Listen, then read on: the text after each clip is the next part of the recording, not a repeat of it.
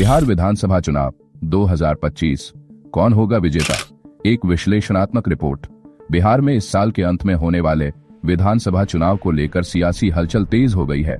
राज्य की 243 सीटों पर होने वाले इस चुनाव में राष्ट्रीय जनतांत्रिक गठबंधन एनडीए और इंडिया ब्लॉक के बीच कांटे की टक्कर की उम्मीद जताई जा रही है।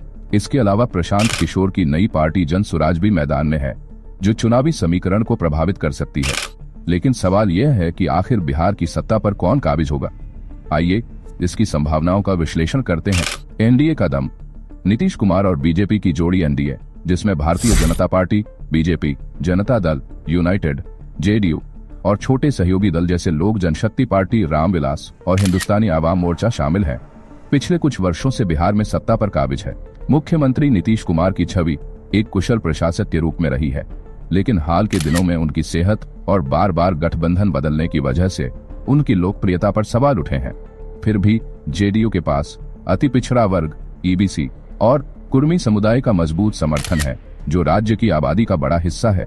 बीजेपी, जो केंद्र और राज्य में डबल इंजन सरकार का नारा देती है, अपने संगठनात्मक ढांचे और प्रधानमंत्री नरेंद्र मोदी की लोकप्रियता के दम पर मजबूत स्थिति में दिखती है। हाल के उपचुनावों और सर्वेक्षणों में एनडीए को 50-52% वोट शेयर मिलने का अनुमान लगाया गया है। अगर यह गठबंधन अपनी एकजुटता बनाए रखता है और नीतीश कुमार का स्वास्थ्य चुनाव प्रचार में बाधा नहीं बनता, तो एनडीए के लिए जीत की राह आसान हो सकती है। India block. तेजस्वी का जोश और कांग्रेस की वापसी की कोशिश। राष्ट्रीय जनता दल आरजेडी के नेतृत्व में इंडिया ब्लॉक इस बार सत्ता में वापसी के लिए पूरी ताकत झोंक रहा है। तेजस्वी यादव, जो विपक्ष के नेता है, युवाओं के बीच बेरोजगारी और विकास जैसे मुद्दों को लेकर लोकप्रियता हासिल कर रहे हैं। आरजेडी का पारंपरिक वोट बैंक यादव और मुस्लिम समुदाय है, जो लगभग 30% आबादी का प्रतिनिधित्व करता है। इसके साथ ही कांग्रेस ने हाल ही में राजेश कुमार को बिहार प्रदेश अध्यक्ष बनाकर दलित वोटों को मजबूत करने की कोशिश की है।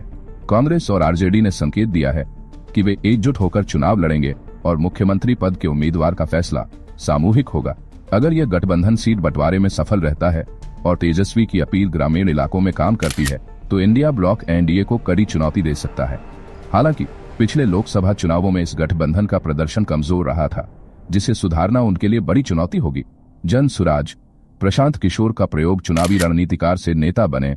प्रशांत किशोर की जन सुराज पार्टी सभी 243 सीटों पर चुनाव लड़ने का दावा कर रही है। उनका फोकस बिहार के विकास और बदलाव पर है, लेकिन अभी तक उनकी पार्टी का आधार मजबूत नहीं दिख रहा। जानकारों का मानना है कि जन सुराज एनडीए और इंडिया ब्लॉक के वोटों को बांट सकती है, खासकर शहरी और युवा मतदाताओं के बीच। लेकिन पहली बार चुनाव लड़ रही इस पार्टी के लिए बहुमत हासिल करना मुश्किल लगता है। प्रमुख मुद्दे और संभावनाएं। बिहार में बेरोजगारी, शिक्षा, स्वास्थ्य और बुनियादी ढांचे जैसे मुद्दे मतदाताओं के लिए अहम होंगे। नीतीश सरकार ने पिछले कुछ वर्षों में सड़कों और बिजली जैसे क्षेत्रों में काम किया है, लेकिन बेरोजगारी और पलायन अभी भी बड़ा सवाल है। दूसरी ओर तेजस्वी यादव इन मुद्दों को भुलाने की कोशिश कर रहे हैं। जातिगत समीकरण भी बिहार में हमेशा निर्णायक रहे हैं और इस बार भी यह चुनाव को प्रभावित करेंगे। निष्कर्ष, कौन जीतेगा? फिलहाल एनडीए की स्थिति मजबूत दिखती है, खासकर बीजेपी और जेडीयू की एकजुटता और पिछले चुनावी प्रदर्शन को देखते हुए। लेकिन अगर इंडिया ब्लॉक ग्रामीण इलाकों में अपनी पकड़ मजबूत करता है और जन सुराज वोट काटने में सफल रहती है, तो मुकाबला रोचक हो सकता है। विशेषज्ञों का मानना है कि एनडीए को 140 से 160 सीटें मिल सकती है, जबकि इंडिया ब्लॉक 70-90 सीटों तक पहुंच सकता है। जन सुराज को 5-10 सीटें मिलने की संभावना है। हालांकि बिहार की सियासत में कुछ भी निश्चित नहीं कहा जा सकता। अगले कुछ महीनों में प्रचार, गठबंधन की मजबूती और मतदाता भावनाएं इस चुनाव का फैसला करेंगी। बिहार की जनता किसे चुनेगी, यह देखना अभी बाकी है।